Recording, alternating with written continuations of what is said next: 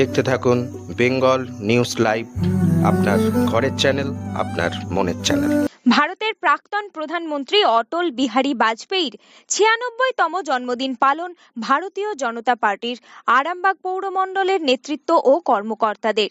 এদিনের এই কর্মসূচিতে উপস্থিত ছিলেন উপনন্দ মাল, অতনু চ্যাটার্জি সহ অন্যান্যরা। Bureau report, Bengal news live, Arambagh. December 2020 Atal Bihari বাজপেয়ীজির জন্মদিন, ৯৬তম জন্মশতবর্ষে ৯৬তম জন্মবার্ষিকীতে আমরা আরামবাগ পৌরমণ্ডল ভারতীয় জনতা পার্টি এখানে উপস্থিত হয়েছি। অটল বিহারী বাজপেয়ীজির প্রতিকৃতিতে মাল্যদান এবং প্রদীপ প্রজ্বলন এবং সর্বোপরি আমরা তাকে শ্রদ্ধা জ্ঞাপন করব। এখন আপনাদের সামনে আমাদের বর্ষিয়ান কার্যকর্তা আরামবাগ পৌরমণ্ডলের মাননীয় উপানন্দ মাল মহাশয়কে পুষ্পার্ঘ্য দেওয়ার জন্য আমি অনুরোধ করছি। भारत माता की जय, भारत माता की जय, बीजेपी जीवतम, बीजेपी जीवतम, भारत माता की जय, भारत माता की जय, भारत माता की जय, अटल जी अमर रहे, अटल जी अमर रहे।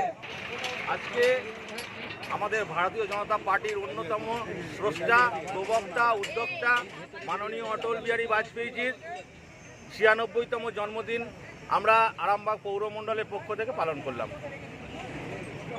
এই যে অটল বিহারী বাজপেয়ী আপনাদের তো আদর্শ, এটা নিয়ে কীভাবে আজকে এই তো বিধানসভা ইলেকশন আসছে?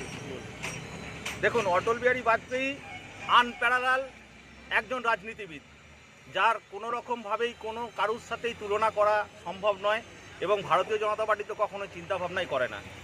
আমরা যে চিন্তাভাবনাটা রেখেছি, অটলজির চিন্তাধারা প্রত্যেক গ্রামে গ্রামে, শহরে শহরে, বিভিন্ন জায়গায় প্রধানমন্ত্রী গ্রাম সড়ক যোজনা থেকে শুরু করে নদী বাঁধ পরিকল্পনা থেকে শুরু করে এভরিথিং যা কিছু উনি করে গেছেন, সেই সমস্ত বাস্তবায়িত রূপ পরবর্তী ক্ষেত্রে আমাদের নরেন্দ্র মোদীজি ব্যবস্থাপনা করছেন এবং সমস্ত কিছু উনি করছেন। ৩৭০ ধারা এবং ৩৫-এর এ বিলোপ অটল বিহারীর স্বপ্ন ছিল, যখন তৎকালীন সময়ে হয়তো আমরা করে উঠতে পারিনি।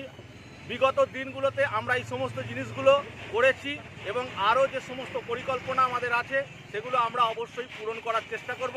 ভারতীয় জনতা পার্টি আরামবাগ পৌরমণ্ডলবাসী হিসাবে এবং একজন সক্রিয় কার্যকর্তা হিসাবে আমি এইটুকু বার্তা প্রত্যেকটা মানুষকে দিতে চাই, অটলজির ভাবধারা প্রত্যেক মানুষের মধ্যে আমরা ছড়িয়ে দিতে চাই এবং আমরা এইটুকু বলতে চাই যে ভারত মাতা কি জয়। তারপরেতে আমরা জনতার কথা বলি, তারপরে আমরা দেশের সমস্ত মানুষকে একত্রিত করার চিন্তা ভাবনা নিয়ে ভারতীয় জনতা পার্টি চলছে।